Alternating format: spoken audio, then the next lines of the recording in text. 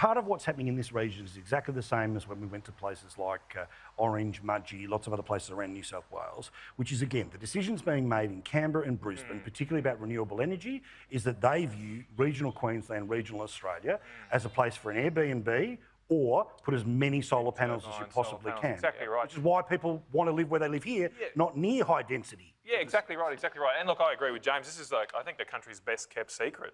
The lifestyle here. I mean, even just today, my Sunday today, I went for a ride with my wife along the beach, went down to Gladstone for an LNP meeting, then back and took my daughter to the playground by the beach again. It's just magic. And where else can you do this in the country? So I think things are changing because we've got a go-getting community here too. You're going to talk to some blokes later who are going to get this Rocky Ring Road built.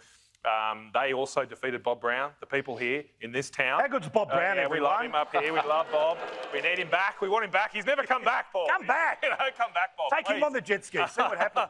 But we got together and fought back against that. We didn't sit down and let the Canberra bureaucrats dictate. We're going to do it again with this renewable energy stuff. I'm going out to a place called Kalapa this week. We're going to fight back against this stuff because that's what we do. We get things done, and this place is moving ahead. We've got a dam being built as well, Rookwood Weir, just down the road. We found the dam being built. Yeah. One of the few places in the country. Thanks again to the town here. So help us out here. Last one here, which is, again, we've talked about all of the up, and there's way more up than anything else. But that situation of the lady in Gladstone who ends up giving birth in a Queensland hospital for Queensland people, with no pain relief because it's not a maternity hospital. That's, of course, here in Rocky. James and Matt, both of you would receive plenty of letters, emails, visitations from people here. Essentially, why are you being punished for? You're living in an urbanised area, but it's at times some decision in Brisbane that says you can't have first world services. Well, it's hard to attract people. Number one, I don't understand why. I keep saying this all the time to people. It's cheap lifestyle. And we should have the very best of healthcare up here. We were only talking before about dental. We had a person just out the back there telling me about the fact that their wife went through an incident over the weekend where she couldn't even get any emergency dental until the Monday.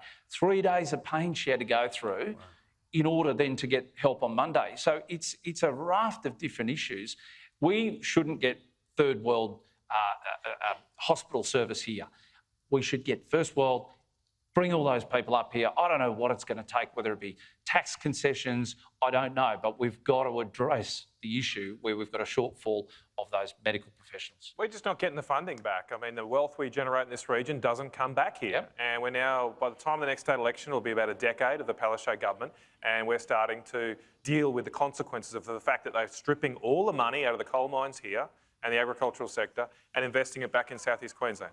And if you think the problem's bad now, wait till we get this thing called the Brisbane Olympics. It is just absolutely insane. So it's about time the wealth that's generated here actually goes back to the areas that generate the wealth. Bloody That's what the country needs. Good on you, lads. I love you. I love you on the air, off the air. Thank you so much.